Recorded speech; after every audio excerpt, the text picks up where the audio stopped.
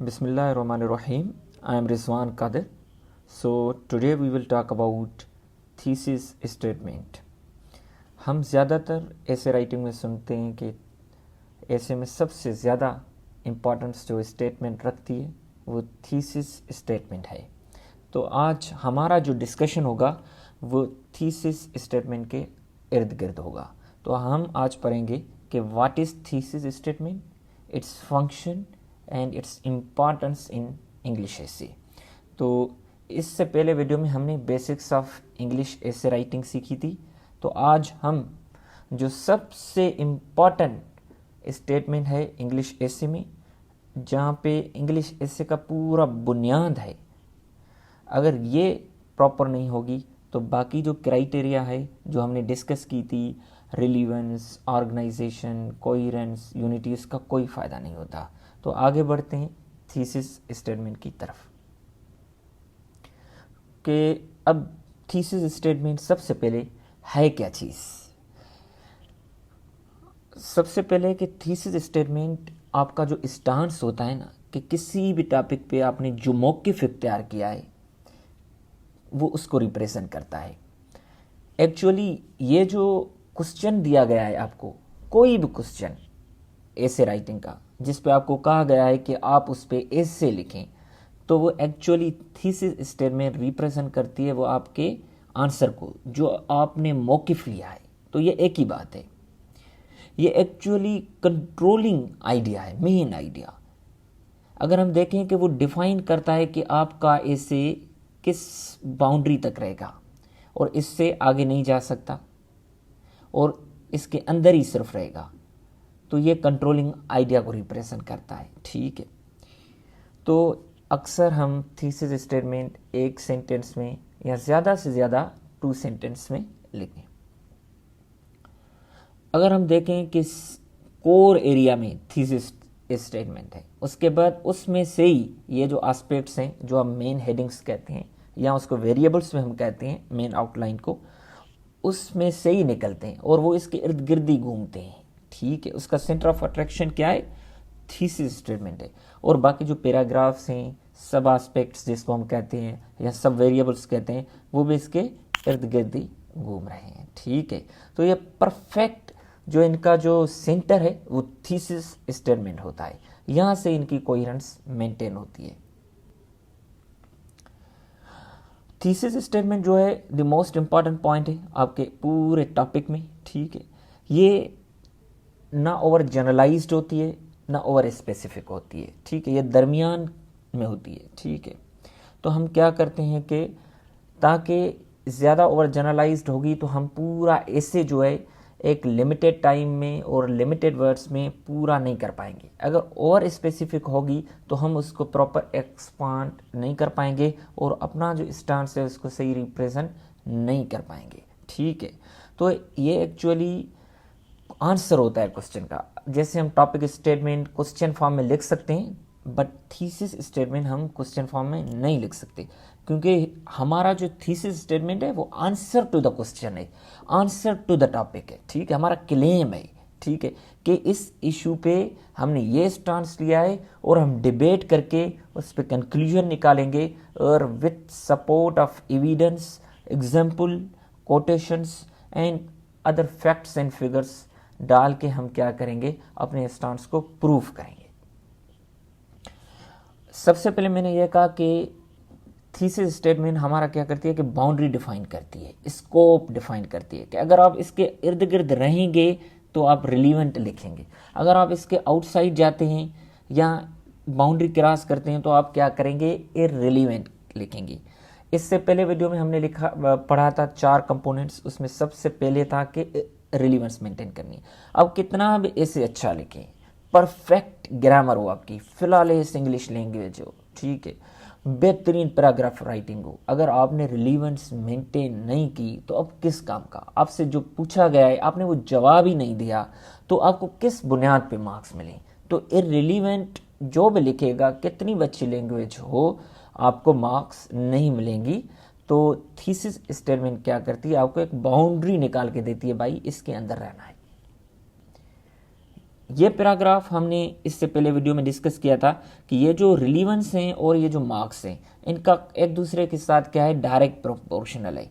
जितनी आपकी ज़्यादा रिलीवेंस होगी उतनी आपको क्या करेंगे, ज़्यादा मार्क्स मिलेंगी। देखें, मार्क्स और रिलीवेंस का डायरेक्ट प्रोपोर्शनल है। आप जितनी रिलीवेंस ज़्यादा करेंगे उतनी मार्क्स आपको ज़्यादा मिलेगी। आइडियल रिलीवेंस 100% होती है, वो तो नहीं अटेन हो पाएगी, बट ज़्यादा से ज़्यादा आपको क्या करना है, उसके करीब रहना है। जितना गैप आपकी आइडियल रिलीवेंस और एक्चुअल रिलीवेंस में कम होगा उतना गैप आपके आइडियल मार्क्स और ऑब्टेन मार्क्स में कम होगा और मार्क्स एक्चुअल ज़्यादा हो पाएंगी। फॉर एग्जाम्पल हम कहते हैं कि थीसिस स्टेटमेंट जो हो वो डिस्प्यूटेबल हो, कंटेंशियस हो। उसका मकसद ये होता है कि वो डिबेटेबल हो। फॉर एग्जाम्पल आपने कहा कि the stop sign is red, आपने थीसिस स्टेटमेंट दी। आप इस बात पे क्या डिबेट करेंगे? ये तो ट्रुथ हो गया है, यूनिवर्सल ट्रुथ है। अब ये रेड है, अब इस पे हम क्या डिस्कशन करें? नहीं भाई, ये ग्रीन होती है या दूसरी होती है, येलो होती है, तो इस पे तो प्रॉपर डिबेट ही नहीं हो पाएगी। तो ये ओवर स्पेसिफिक हो जाती है, तो आप इस पे क्या डिबेट करेंगे? फॉर एग्जाम्पल आप इस तरह की कोई थीसिस बनाते, जैसे मैंने नीचे लिखी है, the fact that stop signs are red allows them to draw the attention of drivers much more quickly than other colours and helps to reduce driving accidents by 25%। अब ये है कि ये डिस्प्यूटेबल है, डिबेटेबल है कि मैंने कहा है कि रेड साइंस क्या करती हैं, ठीक है, लोगों का अटेंशन ज़्यादा ड्रा करती हैं। तो अब आप इस पे डिस्कशन कर सकते हो कि नहीं भाई ये नहीं करती, ठीक है, और दूसरी साइंस ज़्यादा करती है ड्रा अटेंशन, तो अब ये डिबेटेबल हो जाता है। तो आपको क्या करना है कि थीसिस स्टेटमेंट आपकी क्या बने, अच्छे तरीके से डिबेटेबल बनी, जिसको हम कंटेंशियस और डिस्प्यूटेबल थीसिस भी कहते हैं। Effective way to write thesis, चलो हमने तो बताया कि इफेक्ट वो डिबेटेबल हो, कंटेंशियस हो। अब बने किससे? कहने और बनाने में बहुत ज़्यादा फ़र्क होता है। तो मैं आपको एक इनफॉर्मल तरीका बताता हूँ। जैसे हम इनफॉर्मल वे में बात करते हैं कि किसी भी बात पे स्टांस लेने से पहले हम कहते हैं informally, what I want to say that. तो अगर आप इस तरीके से थीसिस बनाते वक्त भी आप कहें कि व्हाट आई वांट टू से is that unless the university administration enforces its strong anti-hazing policy, the well-being of many of its student athletes will be endangered। ठीक है, और बाद में आप क्या करें, ये जो आपने इनफॉर्मल पोर्शन डाला है वो आप रिमूव कर लें और आपकी थीसिस स्टेटमेंट क्या हो जाएगी, प्रॉपर तरीके से फॉर्मल बन जाएगी। तो मतलब ये एक इनफॉर्मल वे और इफेक्टिव वे कि आप अच्छे तरीके से बना पाते हैं। तो अब तीसरी बात यह कि इसमें सेंटेंस स्ट्रक्चर हम कौन सा लिखें, क्योंकि 3 सेंटेंस स्ट्रक्चर सबसे ज़्यादा फेमस हैं, सिंपल, कंपाउंड एंड कॉम्प्लेक्स। अगर हम सिंपल में बनाएंगे, फॉर एग्जांपल जैसे हमने लिखा था कि the stop sign is red, तो ये तो डिस्प्यूटेबल नहीं बनेगी। अगर कंपाउंड में बनाएंगे तो 2 सिंपल मिला के कंपाउंड बनता है, तो वो भी इतनी इफेक्टिव नहीं बनेगी। तो हमने क्या करना है, कंटेंशियस के लिए ज़्यादा अच्छी दो थीसिस स्टेटमेंट अगर बनानी है तो वह हमें क्या करना है कि कॉम्प्लेक्स सेंटेंस स्ट्रक्चर इस्तेमाल करना है। कॉम्प्लेक्स सेंटेंस स्ट्रक्चर में क्या करते हैं हम, 2 क्लासेस होते हैं, एक सबऑर्डिनेट क्लास होता है और एक मेन क्लास होता है। मेन क्लास आपके मेजर स्टांस को रिप्रेजेंट करता है और जो सबऑर्डिनेट क्लास होता है वो वीक स्टांस को या दूसरे लोगों के स्टैंड्स को रिप्रेजेंट करता है।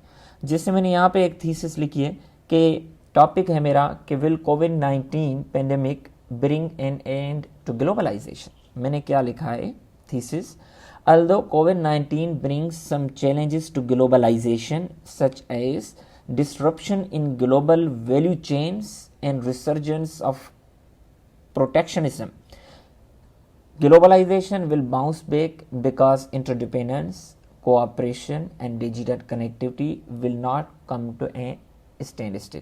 तो मेरा ये स्टांस है कि ये बाउंस बैक करेगी, मेजर स्टांस, ठीक है। ये जो वीक स्टांस है कि चैलेंजेस हैं बट बाउंस बैक करेगी और फ्यूचर ग्लोबलाइजेशन का है। तो मेरा मेजर स्टांस क्या है कि फ्यूचर ग्लोबलाइजेशन का है, ठीक है।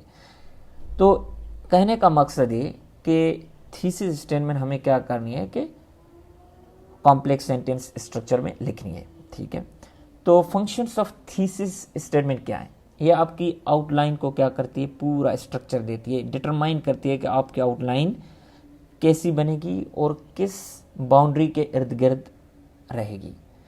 अल्टीमेटली जब आउटलाइन को स्ट्रक्चर करती है तो जाहिर सी बात है पूरे हिस्से को ये थीसिस स्टेटमेंट स्ट्रक्चर करती है, ठीक है। वो ये क्या करती है, डिटरमाइन करती है कि आपके जो वेरिएबल्स हैं, मेन हेडिंग्स हैं, जो एस्पेक्ट्स हैं, उनका वेटेज क्या होगा। अगर मेन वेरिएबल है तो उसका डबल होगा, अगर वीक स्टांस है तो उस वेरिएबल का वेट कम रखेंगे, ठीक है। तो फंक्शन यहाँ से डिटरमाइन करते हैं कि थीसिस से ही एस्पेक्ट्स निकलते हैं, ठीक है, और एस्पेक्ट से सब एस्पेक्ट। तो अल्टीमेटली अगर हम ट्री देखें तो हमें चीज़ें थीसिस स्टेटमेंट की तरफ लेके जाती हैं, ठीक है। अब फॉर एग्जांपल सबसे पहले हम डिस्कस करते हैं, विल कोविड-19 bring an end to globalisation. हमने ये थीसिस ऑलरेडी डिस्कस की, ठीक है। ये हमारा क्या है कि इस कलर वाला वीक स्टांस है और ये जो ब्लू कलर वाला है वो हमारा मेजर स्टांस है, ठीक है। तो अब मैंने कहा कि ये वेटेज डिटरमाइन करता है, तो आगे हम देखते हैं कि वेटेज कैसे ये डिटरमाइन करता है। इसमें जो की आइडियाज़ हैं, एक चैलेंजेस वाला है, ठीक, दूसरा बाउंस बैक वाला है। अब जहाँ पे चैलेंजेस होंगी जाहिर सी बात है वहाँ पे क्या होंगे, फैक्टर्स रेस्पॉन्सिबल फॉर चैलेंजेस होंगे, और जाहिर सी बात है जहाँ पे इशू है उसके फैक्टर्स में हैं तो उसके क्या होंगे, स्ट्रेटजीज पे होंगे। मेन वेरिएबल्स ये हैं और इम्प्लाइड वेरिएबल्स ये दोनों आ जाते हैं। तो मेन वेरिएबल्स को हम डिस्कस करते हैं कि कौन से बनेंगे, ठीक है। कि सबसे पहले इंट्रोडक्शन की हेडिंग, उसके बाद के चैलेंजेस कौन से हैं, ये हमारा मेजर स्टांस नहीं है, ठीक है।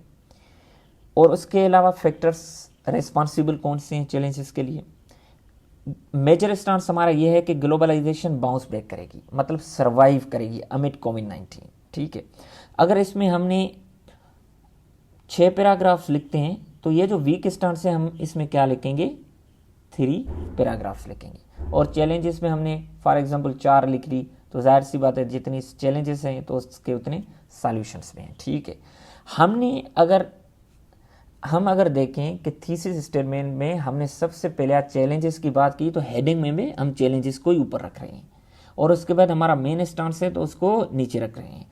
तो हमारी जो ऑर्गेनाइजेशन है, कौन सी चीज़ पहले आएगी, मैंने ऑर्गेनाइजेशन के 2 मतलब पहले वीडियो में बताए थे कि कौन सी चीज़ पहले आएगी, वो भी हमारी थीसिस डिटरमाइन कर रही है, और किस वेरिएबल में कितने पैराग्राफ्स आने चाहिए वो भी हमारी थीसिस स्टेटमेंट डिटरमाइन कर रही है। जैसे यहाँ पे 6 आनी चाहिए, यहाँ से आधे आने चाहिए क्योंकि वीक स्टांस है, ठीक है।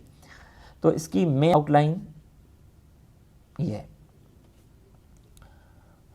तो इसमें आप देखें कि व्हाट आर चैलेंजेस दैट कोविड-19 brings to globalisation. For example मैंने इसमें 4 लिखे हैं, और factors responsible for above challenges उसमें मैंने 3 लिखे हैं। Globalisation will survive and bounce back, इसमें मुझे 4 लिखे हैं बट 6 लिखने चाहिए, ज़्यादा लिखने चाहिए, ठीक है। और इसी तरह ही ways to ensure that challenges to globalisation be remove permanently, इसमें 3 या 4 तक रखने चाहिए, ठीक है, ज़्यादा नहीं करने चाहिए। हम दूसरे एग्जाम्पल की तरफ आते हैं कि will creation of new provinces solve existing problems और क्रिएट न्यू वंस। तो हमने यहाँ पे सेम कॉम्प्लेक्स स्ट्रक्चर हमने यूज़ किया है कि although creation of new provinces might foment a few new problems, it would solve most of the existing problems such as social grievances, administrative issues, economic issues and political instability। हमने कहा है कि मतलब कि creation of new provinces ज़्यादा फ़ायदेमंद है और प्रॉब्लम सॉल्व करेगी, ठीक है। और ये जो हमने वीक स्टांस रखा है और हमारा मेजर स्टांस ये है, ठीक है। कीवर्ड्स की तरफ आते हैं कि न्यू प्रॉब्लम्स भी होंगे और सॉल्व एग्जिस्टिंग प्रॉब्लम्स भी होंगे। तो मेन वेरिएबल्स की तरफ आते हैं, ठीक है। हमने कहा कि वहाँ से हमारी ऑर्गेनाइजेशन डिटरमाइन होगी थीसिस स्टेटमेंट से। इंट्रोडक्शन, उसके बाद हमने कहा कि problems will surface after the creation of new provinces emerge होंगे, ठीक है। हमने दूसरी बात की कि creation of new provinces would solve existing problems, उसकी बात की। और ये इम्प्लाइड है कि क्या ये अपॉर्चुन टाइम है या कोई स्टेप्स लिए गए हैं इसके रिगार्डिंग वगैरह वगैरह वगैरह, ठीक है। तो अगर हम यहाँ पे देखें कि हमने सबसे पहले जैसे आउटलाइन में प्रॉब्लम्स को डिस्कस किया था, तो यहाँ पे प्रॉब्लम्स को किया है और हमने कुल एक प्रॉब्लम, दूसरा, तीसरा और चौथा, 4 प्रॉब्लम्स डिस्कस किए हैं। और कि new provinces would solve existing problems, वो हमने 1, 2, 3, 4, 5, 6, 7, 8, 9 किए। जो हमारा मेन स्टांस था हमने उसको डबल से ज़्यादा पैराग्राफ्स दिए हैं, ठीक है। तो हम क्या करेंगे कि तकरीबन 60 to 70% ऐसे का जो स्पेस है वो अपने स्टांस से उसको फिल करेंगे, ताकि उसको फील हो कि इसने जो बात कही है उसको पूरा किया है। तीसरे और लास्ट एग्जाम्पल की तरफ आते हैं। वो भी प्रोविंसेस पे है कि creation of new provinces, hopes and hurdles. Thesis statement हमारी ये है कि although there are numerous hurdles in the way of new provinces, majority of citizens hope that new provinces would solve most of existing problem. जो पहले था हमारा topic second, उसमें भी हमने मेन स्टांस यही लिया था, बट टॉपिक में थोड़ी स्लाइड चेंज आई है, ठीक है। तो हमने अपने वीक स्टैंड्स को उसके अकॉर्डिंग चेंज किया। तकरीबन टॉपिक 70% सिमिलर है, ठीक है। इसमें कंटेंट विद 30% डिफरेंट होगा। इसमें जो कीवर्ड्स हैं वो हर्डल्स हैं, in the way of creation of new provinces, and hopes हैं, new provinces solve the problems. उसके बाद हम मेन वेरिएबल्स जो ऑर्गेनाइजेशन निकलती है थीसिस से उसको डिस्कस करते हैं। इंट्रोडक्शन, हर्डल्स की हमने पहले बात की थीसिस स्टेटमेंट में, तो यहाँ पे hurdles in the way of creation of new provinces. उसके बाद होप्स की बात की, ठीक है। उसके बाद ये इम्प्लाइड, ये जो वेरिएबल्स हैं जो हमने वहाँ पे भी डिस्कस किए, तो यहाँ पे भी आ जाएंगे। ऐसे में थोड़ी चेंजिंग है, ठीक है। इसीलिए मैं कहता हूँ कि आप हमेशा जब भी ऐसे बनाएं तो एरिया बनाएं, ताकि थोड़ा स्लाइटली चेंज आ जाए तो आप उसको अच्छे तरीके से कर पाएँ।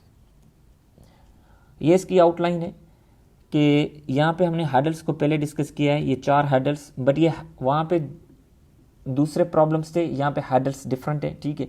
वहाँ पे ये बात थी कि creation of new provinces will create problems, it means कि आफ्टर क्रिएशन प्रॉब्लम्स। यहाँ पे बात हो रही है कि उनकी क्रिएशन में हर्डल्स कौन सी हैं, तो ये डिफरेंट 4 पैराग्राफ्स हैं, ठीक है। सिर्फ चेंज यहाँ पे आई है। उसके बाद होप्स कौन सी हैं, जो हमने वहाँ पे 9 की 9 होप्स डिस्कस की थी, ठीक है, कि वुड सॉल्व एग्जिस्टिंग प्रॉब्लम्स वाली, कि वो सिमिलर 9 की 9 वही आ जाएंगी, 1, 2 और आगे भी देखें तो तकरीबन पूरी 9 की 9 है। मतलब ये जो हमने सिर्फ हर्डल्स वाली और क्रिएशन ऑफ न्यू प्रॉब्लम्स को थोड़ा जो 4 पैराग्राफ्स थे वही चेंजिंग हुई है, पूरा ऐसे जो है वो सेम है, ठीक है। 30% डिफरेंट है। अगर आप एरिया किसी भी टॉपिक की बनाएंगे तो किसी भी टॉपिक पे उसके इर्द गिर्द आ जाएगा, आप पेपर में क्या करेंगे, अच्छे तरीके से अटेम्प्ट कर पाएंगे, रिलीवेंस भी मेंटेन करेंगे, प्रूफ रीडिंग भी करेंगे, हर चीज़ कर पाएंगे और आपका ऐसे इंशाल्लाह पास हो जाएगा। आपको थीसिस स्टेटमेंट के लिए इस बुक को पढ़ें, ठीक है। और इस बुक में भी थीसिस स्टेटमेंट है और ये बेस्ट बुक है किसी को भी अगर ऐसे सीखना है तो ये आपको अच्छे तरीके से, और इंग्लिश राइटर्स जो बेस्ट इंग्लिश राइटर्स हैं उनके जो एसेज हैं उनसे एग्जाम्पल्स लेके आपको अच्छे तरीके से समझा रहा है। आप किसी भी टॉपिक पे हमें सजेस्ट कर सकते हैं ताकि हम उस पर न्यू वीडियो बनाएं और आपको ज़्यादा से ज़्यादा फ़ायदा हो। थैंक यू, अल्लाह हाफिज़।